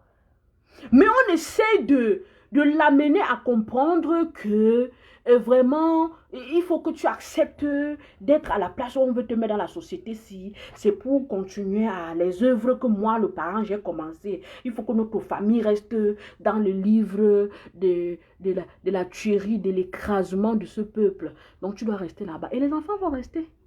Parce qu'ils sont des... Et quand ils vont faire pour eux, vous êtes en train de vous plaindre aujourd'hui, non? Qu'est-ce qui se passe, Afro Black? Toc toc. Oui. Toc toc. Je ne comprends pas ce que j'arrête de vouloir dire toc toc. Ah, tu veux dire que les enfants sont des toc toc? Bon, tu as dit. Moi, j'ai dit, ils sont des... Vous comprenez? Nous sommes dans une société où ces enfants-là sont comme ça. Nous les connaissons. Il ne faut pas dire que c'est Cathy qui a dit que vous connaissez. Ces enfants-là sont comme ça. Sinon, ils doivent aller s'asseoir sur les bancs composés comme tout le monde, faire la compétition. Et leur nom va sortir parce qu'ils ont bien travaillé, ils ont réussi. Mais on va mettre leur nom. Et quand on met leur nom, vous voyez, c'est comment vous vous plaignez de leurs parents aujourd'hui, non? Eux, ils vont vous sortir les couleurs, vous allez confirmer. Laissez. Laissez. Vous allez voir. Les enfants là vont vous sortir les couleurs. Vous les voyez d'abord, non? Comment ils agissent, non? Vous voyez comment ils agissent, non? Vous les voyez, non? Vous vivez avec eux, non? C'est eux qui sont en boîte de nuit avec vos filles en train de... Oh, avec les enfants du quartier en train de... Ils sont dehors dans la Java, machin. Quand ils énervent leurs parents, on les envoie un peu aux États-Unis, et fumer les trucs là-bas, et puis ils rentrent, non? Vous allez voir ce qu'ils vont vous faire. Ils vont transformer notre société en pandémique. Allez sur Netflix, vous regardez le film Pandémique aujourd'hui. Je ne sais pas si le Pandémique de maintenant, c'est quel là. Vous allez voir. Des cannibales, zombies. Vous allez voir. Ils vont vous arracher les coups de vos enfants. Vous serez là, couchés, sous terre peut-être. Vos âmes seront en train d'errer en réclamant la justice. Et vous allez vivre ça dans le tourment. Le tourment. La vie si que vous voyez Camerounais. Je vous ai souvent expliqué de certaines choses que vous ne voulez pas comprendre. Ne comprenez pas. Évoluons. Mes frères et sœurs, j'ai à faire. J'ai beaucoup à faire aujourd'hui. Il y a beaucoup de devoirs que je dois soumettre. Donc, portez-vous bien. Moi, j'ai mal. Hein? J'ai mal que je sorte de mon pays. Ayant fait ce que j'ai eu à faire dans mon pays. Tu sors du Cameroun. Tu as un master. Tu arrives aux États-Unis. On te met au niveau de celui-là qui a le 10. On te demande de faire un 10 ou un 12. Donc, on te met au niveau de celui-là qui sort du lycée. Et après, on va vous dire que vous vivez dans un monde qui est un village planétaire. Pourquoi on ne reconnaît pas nos diplômes? Pourquoi? Parce que pour eux, vous êtes des sous-hommes. Mais ils vont comprendre que vous vivez dans un village planétaire où tout le monde est égal. C'est-à-dire, si tu as le bac, si tu as la licence, la même licence est valable ici. Et c'est faux. Ils vous montrent le contraire sur le terrain. Quand vous arrivez sur le terrain, sur place. Vous comprenez? Je dois m'asseoir aujourd'hui, apprendre l'histoire du pays dans lequel je me trouve comme un enfant de l'école primaire du CM1. On exige ça pour faire quoi que ce soit. Si tu veux avoir un diplôme normal. On exige que tu apprennes l'histoire. On exige que tu apprennes le gouvernement. C'est normal. Chez nous, vous les mettez sur un plateau en or, tout. Vous leur donnez. Vous dites non. Dès qu'ils viennent là, vous les voyez. Non, c'est eux vos patrons. C'est eux vos patrons. Ils ne connaissent pas votre réalité. Ils ne connaissent pas votre histoire. Vous vous en foutez. Pourquoi nous aimons nous donner moins cher? Moins cher. Nicole, moi quand je reste comme ça, record Guinness, 12 ans, il a achevé. Je suis inscrite dans la page des records Guinness. Donc, par moment, quand il y a les nouveautés, là, on m'envoie. Je vois comment. Les gens utilisent les pouvoirs, ce qu'on appelle chez nous le hibou, la sorcellerie, pour gagner leur vie. Et je vous le dis tous les jours. N'utilisez plus le hibou pour tuer vos frères. Si tu es fort, si tu connais parler, si tu connais convaincre, ne pas plus trahir ton frère qui a marché. Place-toi, tu parles pour convaincre le peuple de faire quelque chose qui sera bien pour lui. Va trahir les bandits. Va dire que j'ai vu l'enfant de tel, c'est lui qui a volé la moto de telle personne au quartier l'autre jour. Ne pas dire que j'ai vu tel, c'est lui qui marchait l'autre jour. Parce qu'il marche pour te sauver, pour te libérer de la misère. Le hibou, c'est pareil. N'utilise plus le hibou pour aller manger ton frère la nuit. Utilise ça pour réaliser des choses que le monde entier verra d'extraordinaire. Donc, c'est-à-dire, si tu veux, si quelqu'un a le hibou et qui veut faire quelque chose pour gagner sa vie en dehors de manger son frère, que la personne me contacte. Je vais chercher des caméras. Ou c'est le, je ne sais pas, peut-être c'est le satellite, je ne sais pas ce qui va le filmer. Tu vas voyager, tu vas faire ton voyage du Cameroun aux États-Unis. On va filmer tout ton trajet sans prendre l'avion, comme vous faites souvent là, dans la boîte de sardines. On va vous filmer et on va mettre ça record dans le record Guinness si vous voulez. On dit que le seul homme au monde à voyager des États-Unis, du Cameroun aux États-Unis, des États-Unis au Cameroun, sans prendre l'avion dans une boîte de sardines ou sous le balai. C'est ça qui va te faire gagner ta vie. Quand tu manges ton frère, ça ne te donne rien. Quand tu lances la maladie sur ton frère, ça ne te donne rien. Quand tu manges le cerveau ou bien l'estomac de l'enfant de quelqu'un dans la nuit, ça ne te donne rien. Utilise les vous là. Tu sors de chez toi, ou bien, si tu sais que tu ne peux pas aller jusqu'aux États-Unis, voyage peut-être de Bafoussam à Douala, en pleine nuit dans la boîte de sardines. On peut filmer ça. On te suit avec un drone. On filme. Et on met ça au jour du monde entier. On dit que le seul homme au monde à voyager de Douala de Yaoundé, de Bafoussam ou bien de Tchang à Douala, sans prendre ni la voiture, ni le vélo, rien. Dans une boîte de sardines. Tu sors dans le record du monde. Des voyageurs sans moyen de transport normal. Avec moyen de transport surnaturel. Tu sors dans le livre du record du monde. Et tu gagnes ta vie de ça. Tout le monde va venir. Tu seras comme un objet d'art dans un grand musée de la vie. Tout le monde va chercher à venir te voir. Et chaque fois qu'on te voit, ça donne de l'argent au pays. Et ça te donne aussi beaucoup d'argent. C'est toi qui négocies ton contrat avec le ministère du tourisme ou bien des arts mystiques. Hein? Vous êtes comment? Vous êtes comment? Je me pose souvent la question de savoir. Vous êtes comment? Que quelqu'un soit malade, on t'amène à l'hôpital, on ne voit rien. Tu es là, tu pisses les urines. Il n'y a pas d'infection urinaire, rien. Quand on s'en va, le médecin dit vraiment, nous, on n'a rien compris. Scanner sur scanner, tu es aux États-Unis, on n'a rien compris. Quand on s'en va chercher, on amène un prêtre, il est en train de prier sur toi, il dit, il voit des blessures dans tes reins. Qu'on a arraché la chair dans tes reins. On a arraché la chair de tes reins. Et quand on cherche, la personne vient de ton pays, du Cameroun, pour venir aux États-Unis te manger les reins. Bon, maintenant, mon frère, tu peux même faire ça avec un ami. Parce que comme vous gâtez là, vous pouvez aussi reparer. Tu peux faire ça avec un ami, mais tu fais ça de telle façon qu'on met un appareil. On met, je ne sais pas, un bout de tuyau avec une caméra dans le ventre de la personne.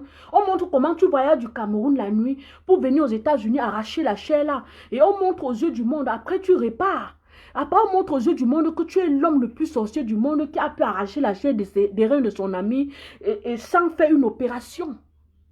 Là, tu sors dans le record mondial de ce genre d'action. Hein? Comme ça, on va créer un autre ministère chez vous, ministère des Affaires mystiques. Comme ça, tu gagnes ta vie. Tu fais tes contrats.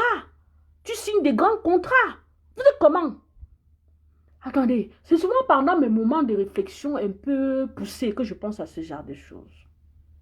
Parce que je ne comprends pas. La vie est simple. Vous voyez des Chinois qui réalisent des choses que vous-même, quand vous restez ça, vous hésitez à comprendre, vous ne comprenez pas. Les gens vont dire, oh non, c'est faux. Ça là, c'est le montage. C'est zéro montage. Ces gens-là utilisent leur hibou, leur sorcellerie, pour réaliser des choses qui vont leur permettre de gagner leur vie. Faisons pour nous, nos Camerounais. Vous êtes trop forts. Faisons pour nous. Faisons pour nous. En tout cas, mes frères et sœurs, on se retrouve quand? On a dit prochaine date, le 13. Le 13, vous devez sortir Camerounais. Vous ne tuez personne. J'ai apprécié un monsieur sur un plateau, avant-hier, pardon, ou hier, qui disait, vraiment, ce qui est là, c'est que, vraiment, on peut condamner des gens qui ont marché s'ils ont fait des casses ou quoi que ce soit. Dans le cas du 22, il y a zéro casse, il y a eu zéro casse. Je ne sais pas pourquoi on retient ces gens. Et c'est très vrai, c'est ce qu'on se dit. Si on demande, ok, vous les avez arrêtés pourquoi? Ils vont dire que parce qu'ils ont marché. Bon, ils ont marché et puis ça a fait quoi à qui? Ça a enlevé quoi sur qui? Ça vous énerve tellement qu'ils aient marché? Vous allez dire oui, Camerounais. Vous qui les détenez là. Vous allez dire oui. Parce qu'ils ont marché, ils n'ont rien fait à personne, ils ont juste marché. Vous les retenez. Ça ne make pas sens. Faites des choses au moins qui ont un sens. Maman Micheline dit, Cathy, ils font fort dans le mystique. À moi-même, ils m'ont fait ça dur simplement. Ah oui, maman, nous subissons, hein. Nous subissons, hein. Et moi, je parle des choses que je connais. C'est des expériences. Moi, j'ai eu à vivre des choses, hein. Même jusqu'à présent, hein. Même jusqu'à présent. Hein, maman? Moi, je ne comprends pas. Que la personne qui vient souvent faire des choses qu'il me fait là, ou bien qu'ils nous font à nous là, me dise, Cathy, tu sais, je fais ça parce que, bon, je faisais ça peut-être par, je ne sais pas où c'est quoi, par méchanceté. Mais maintenant, comme tu as dit là, je veux qu'on fasse un deal. Cherche un caméraman.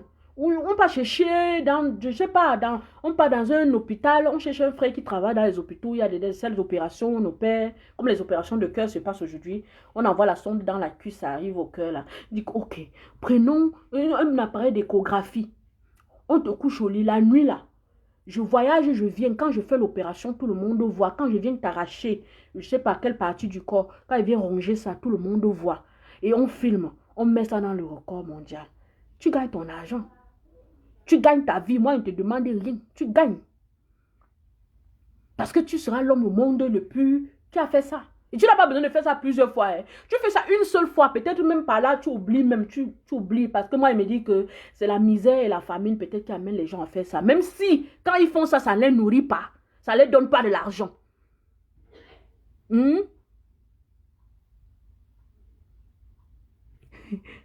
Qui n'a jamais vu un placenta sous les seins? Maman Michel, tu as vu le placenta sous les seins? Maman, tu parlais des choses comme ça. Parfois, je reste comme ça. Je me dis, quand je prends mon dossier médical par moment, je regarde, j'entre dans le système. J'ouvre mon dossier médical. Ce que je vois, parfois, je me dis, mais ça, c'est inexplicable. Et les médecins même te disent, c'est inexplicable. C'est pour ça que, pour mon médecin, moi, je suis une curiosité. Et je lui dis souvent, quand elle me pose souvent la question de dire, comment est-ce que ceci a pu arriver? Je lui dis, maman, je sors dans un pays qui est une curiosité planétaire. Oui, les Camerounais sont capables de beaucoup de choses. Même pas le hibou, même pas le femme-là. Ils sont capables de beaucoup de choses pour gagner leur vie. Mais ils utilisent ça bizarrement, méchamment. Ils sont capables de beaucoup de choses. Je dis, quand je regarde mon dossier médical, je reste comme ça. On te fait tellement les examens à un certain moment que le docteur dit, mais attends, comment tu peux être sous une peine pareille? Comment tu peux être en train de crier une douleur de cette façon? On te fait scanner, ton corps est propre. Ton corps est propre. Jusqu'à ce que c'est à la dernière minute qu'on se rend compte qu'il y a des creux. Donc, c'est quand on a détecté ça au pays. Quand on a vu quelqu'un qui a détecté ça au pays, parce que le prêtre ici sur place dit que tu as tel problème, on t'a fait un truc. Maintenant, tu consultes au pays, on te dit voilà telle situation. Exactement. Tu t'en vas à l'hôpital le lendemain, maintenant on fait le scanner, on voit les creux. On dit voilà où on t'a arraché la chair.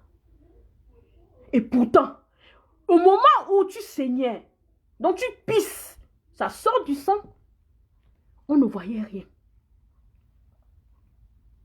On ne voyait rien. Vous comprenez ce que je dis? C'est quand tu es guéri que tu t'en vas pour le contrôle du scanner parce qu'on a travaillé depuis le pays qu'on voit la vérité.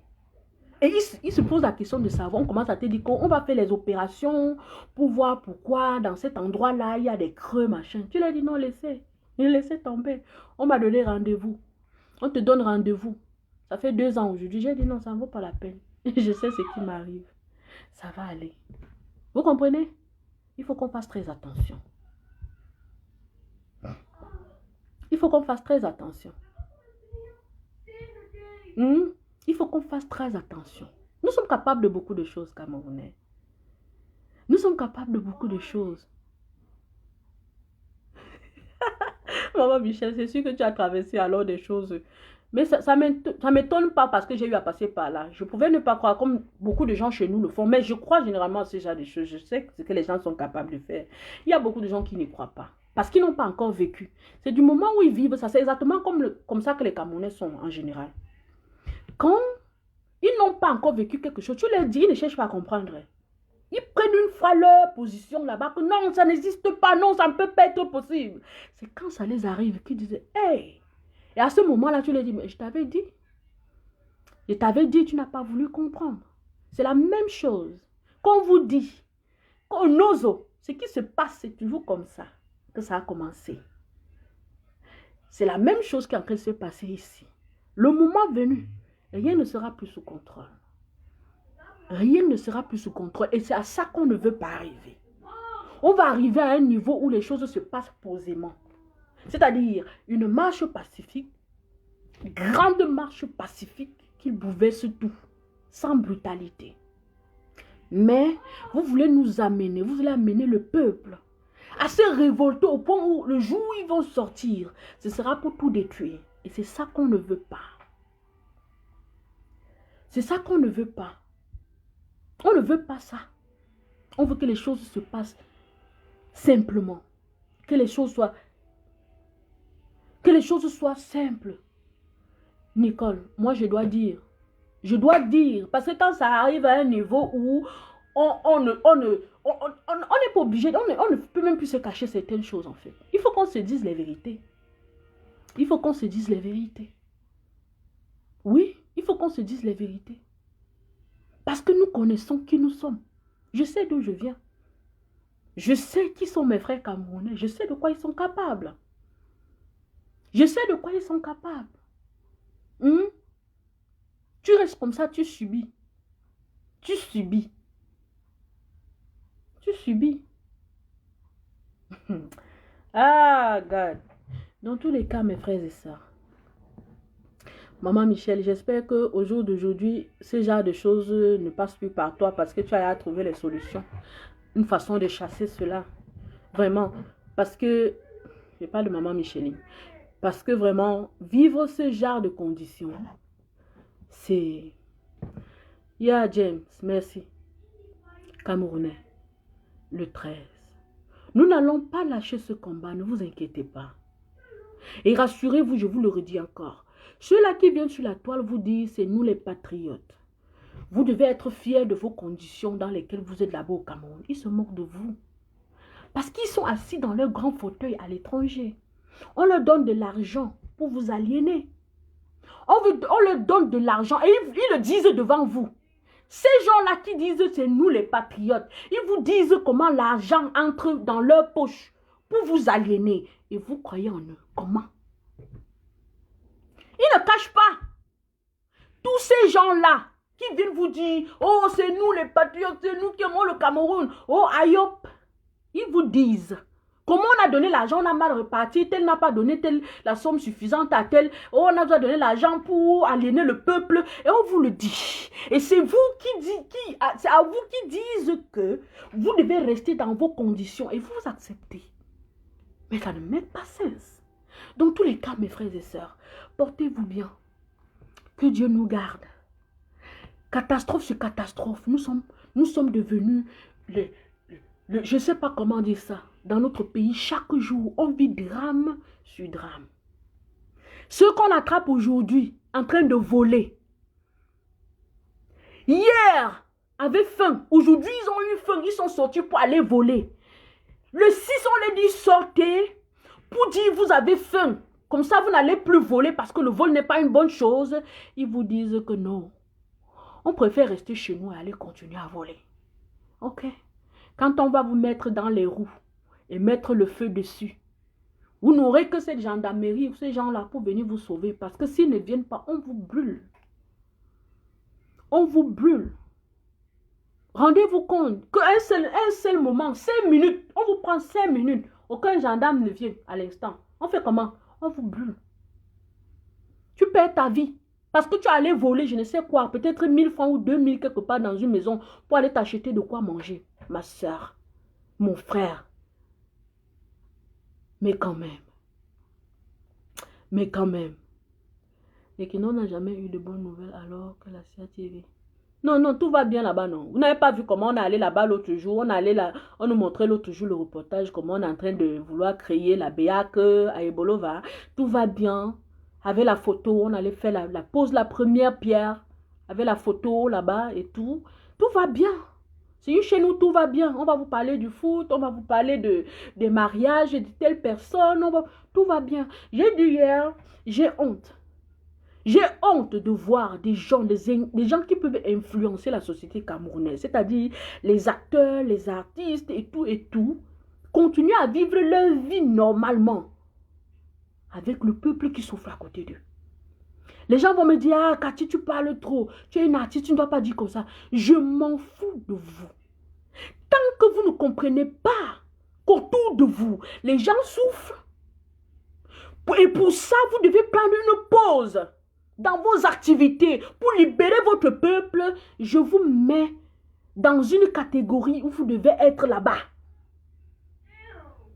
Moi, ce n'est pas parce que je suis dans l'incapacité peut-être d'engager des activités de ma carrière, faire des grands clips, faire des grandes promos au Cameroun et gagner la place que je suis calme aujourd'hui, je suis posée aujourd'hui. Non, c'est parce que ça ne va pas.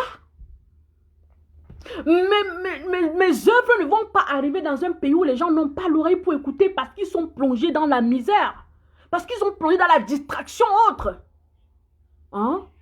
Vous Vous êtes là assis tranquille. Vous menez vos activités, on vous voit avec vos affiches de sortie de vos chansons, où vous chantez, oh ma chérie, je t'aime, oh ceci, cela. Qu'est-ce qu'on en a à foutre quand le peuple souffre? Vous vivez cet amour comment dans la misère? Vous vivez cet amour comment dans la misère? Excusez-moi, hein, il faut qu'on se dise certaines vérités par moment. Vous vivez ça comment? Ce n'est pas sorti 2 millions ou quoi que ce soit pour faire un clip à la hauteur de quoi que ce soit qu'il faut, qui peut-être me dépasse aujourd'hui, si je peux le dire ainsi. Mais j'ai préféré mettre tout en stand-by. Tous mes travaux en stand-by. Depuis plus de 3 ans aujourd'hui que je suis là. Tout. Parce que ça ne va pas.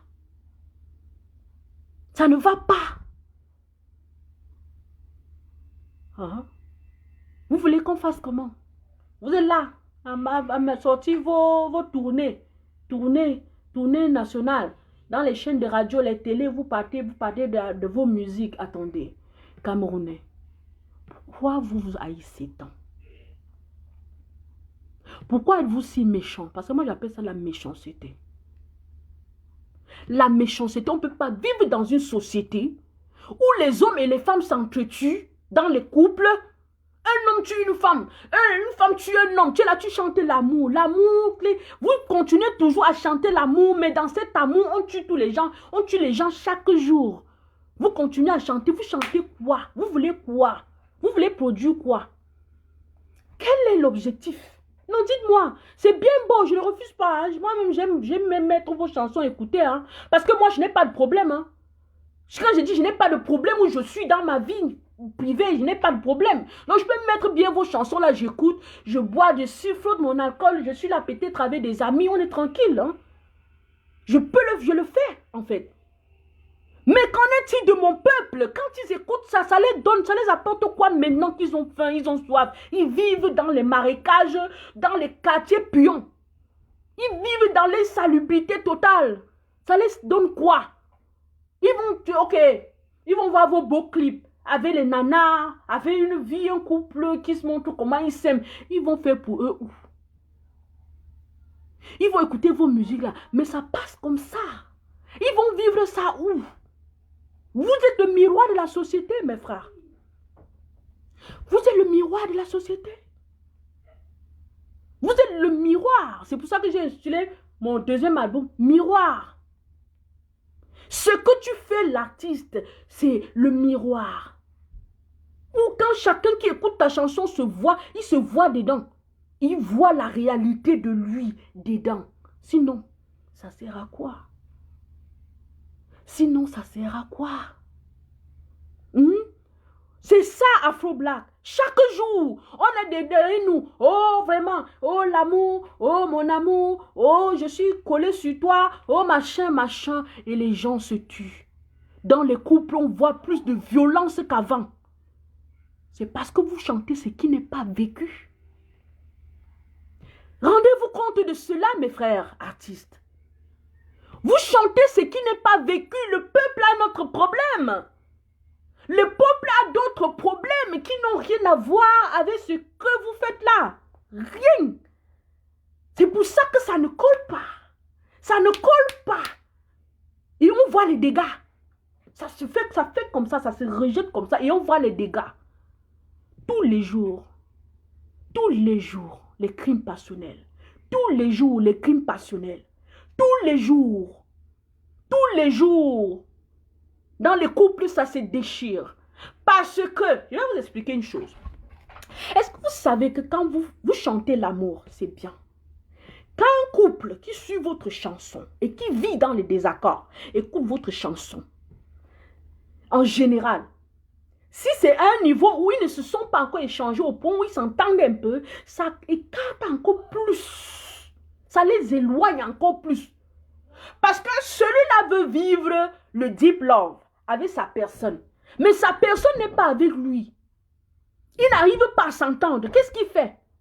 Dès qu'il sort là, et qu'il y a une possibilité d'essayer ça avec quelqu'un d'autre, bam, c'est parti. Et du coup, ceux-là qui étaient là sur place, ceux-là qui étaient là en premier, la relation qui était là en premier, est déjà partie en vrille. Vous ne comprenez pas, je ne sais pas. Quand vous êtes souvent en train de réaliser vos projets, contextualisez-les. Mettez-les en fonction de la vie, de la réalité. En fait, c'est le conseil que moi je peux vous donner en fait. Je ne sais pas si je pense mal, mais c'est le conseil que je vais vous donner. Laissez les histoires que, oh non, je vais profiter comme la période si là, si je chante l'amour, ça va. Non, c'est faux. C'est faux. C'est comme quand le feu est en train de brûler. Quand il y a un grave feu, même l'eau ne l'éteint pas. Il y a des feux que même quand on verse l'eau, c'est comme si c'était le carburant dessus. On a ce point chez nous, mes frères. On a ce point par rapport à la misère, par rapport à la souffrance de notre peuple chez nous. C'est-à-dire, tu verses l'eau là sur ça, ça explose encore plus. Il faut qu'on fasse attention. Prenons du temps, asseyons-nous. Aidons notre pays à se relever, chers frères artistes. Ce n'est pas le moment d'entrer dans les « oh, profitons, ok, profitons ». On a d'abord profité, on a dit quoi, coronavirus. Les gens ont chanté coronavirus comme si c'était l'amour avec le coronavirus qui chantait. On a géré, ok, c'est passé. Maintenant, on ne sait même plus dans quel sens. Dépravation des mœurs, on voit. Ce que les autres font chez eux et que là-bas, on regarde ça, un jar. C'est ça que vous copiez chez vous. Je vous ai dit, allez voir les familles, des grandes personnes, des grandes personnalités de cette vie, en France, aux États-Unis. Leurs enfants ne se dénudent pas. Leurs enfants savent se tenir à table. Les enfants savent être polis que quand quelqu'un arrive chez eux, ils savent comment saluer poliment la personne. Comment bien se ressaisir quand quelqu'un les énerve pour répondre. On les apprend ça. Vous apprenez quoi au vôtre? Quelle éducation, mes frères! Et c'est cette même éducation qui fait on peut se plaindre des artistes aujourd'hui. Ils s'en foutent. Tout ce qu'ils pensent, c'est à eux.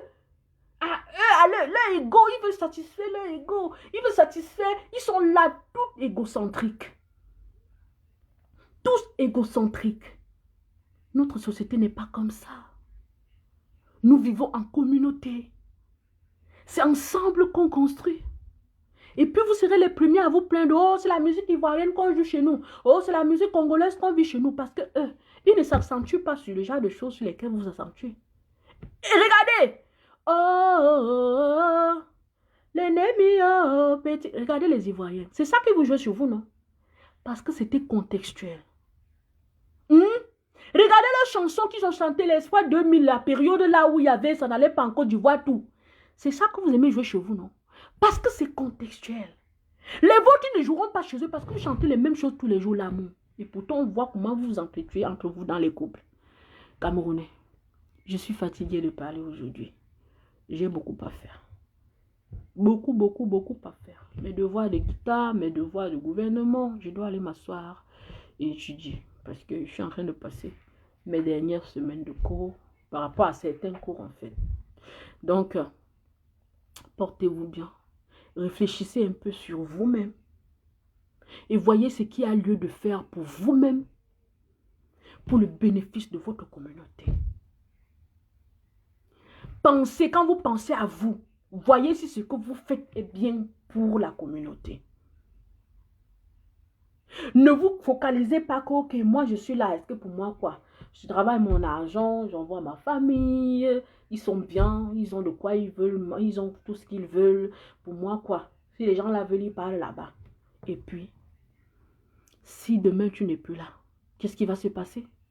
Si demain tu n'as plus la possibilité de travailler l'argent, qu'est-ce qui devient? On se bat pour que si demain nous ne sommes pas là, que notre famille ne puisse plus souffrir. Que nos frères et sœurs, cousins, cousines, quartier, tout le quartier, que les gens puissent au moins se penser à nous dire vraiment, grâce à ce que telle personne a fait, grâce à ce que vous voyez toujours ça comme si c'était une mauvaise chose. Oh, la diaspora, laissez-nous. Il faut le dire. Hein. C'est pour ça que je vous dis. Si vous voyez que ce qu'on fait là n'amène à rien, vous nous dites. Hein. Diaspora, laissez-nous. Laissez-nous, mais on ne peut pas vous laisser. On ne va pas vous laisser. Parce qu'il faut être hors de l'eau pour sauver ce qui est dans l'eau. Ce n'est que quand tu es hors de l'eau que tu peux sauver celui qui est en train de se noyer. Dans l'eau, quand vous êtes dans l'eau ensemble, ça ne peut pas marcher. Parce que dans l'eau, quand vous êtes dans l'eau ensemble en train de vous noyer, chacun cherche à se sauver. Or, celui qui est hors de l'eau te voit dans l'eau, il te dit, voilà, tu as des embûches partout. Mais tu lui fais comprendre que non, laisse-moi. Vous êtes des suicidaires, Camerounais. Vous vous suicidez de vous-même, tranquillement. Mais ce n'est pas normal. C'est pour ça qu'on dit, vous devez sortir de l'aliénation, du lavage de cerveau. Sortez de là. Sortez de là. Moi, je veux mes frères et sœurs camerounais qui sont en train de rêver et qui réalisent des belles choses. Des génies de chez nous qui se font révéler aux yeux du monde. Même si ce n'est pas le Hivou et le Famla. Je veux que vous apparaissiez dans les records Guinness. Que les Camerounais apparaissent dans le record Guinness. Du meilleur mangeur de corps des parties, des organes de ses frères qui sont à l'extérieur. Tu montes, on filme, si vous voulez. Si vous voulez, on vous filme. On met le satellite, on filme comment tu voyages du Cameroun aux États-Unis dans la boîte de sardines. Et tu viens, on met maintenant l'échographie sur le ventre de la personne. On montre comment tu entres dans ton ventre, tu arraches les parties de son corps. Tu ronges pour que demain, il soit à l'hôpital et il commence à tomber malade, il souffre jusqu'à mourir. Comme ça. Et ça ne va pas arriver peut-être jusqu'à ce que la personne meure. Mais on montre comment tu arraches. Parce que comme vous gâtez, vous connaissez arranger. De la même façon que vous enlevez la chair, là, vous connaissez réparer. Vous voyez que vous n'êtes pas si méchant que ça, mes frères. Vous pouvez utiliser votre méchanceté pour vous gagner la vie et faire du bien à ceux qui vous entourent. Sortez dans le record Guinness. Sortez dans les livres du monde des grands records de je ne sais pas quoi. Camerounais. Mes frères, portez-vous bien. Que les ancêtres veillent sur vous. Que les ancêtres veillent sur vous. Et par là, qui vous donnent la force qu'ils vous ont donnée, qu'ils ont eue quand il fallait se libérer de l'esclavage. Afin que vous puissiez vous libérer de vos esclavages. Que Dieu vous garde. Qui ne fait que rire là. Que Dieu vous garde vraiment. Quand je dis le Dieu de mes ancêtres. Parce que qui veille sur vous, qui vous couvre de son parapluie de protection. Et nous amène à la gloire. La gloire de la libération de notre peuple. Et retenez encore, ceux-là qui vous disent de vous plaire dans vos situations au pays et disent que c'est eux qui vous aiment, se moquent de vous. Ils vous mentent et ils se moquent de vous. Ils s'en foutent de vous. Ils sont assis là, en bain, comme on le dit souvent, tranquille. Mais ils vous disent d'accepter votre misère dans laquelle vous êtes. Vous tous, vous restez d'être en bain comme lui. Mais il vous dit, acceptez votre misère dans laquelle vous êtes parce que c'est la bonne chose pour vous. Et vous acceptez. Sachez que ces gens vous mentent, ils se moquent de vous. Ok? Portez-vous bien, bye.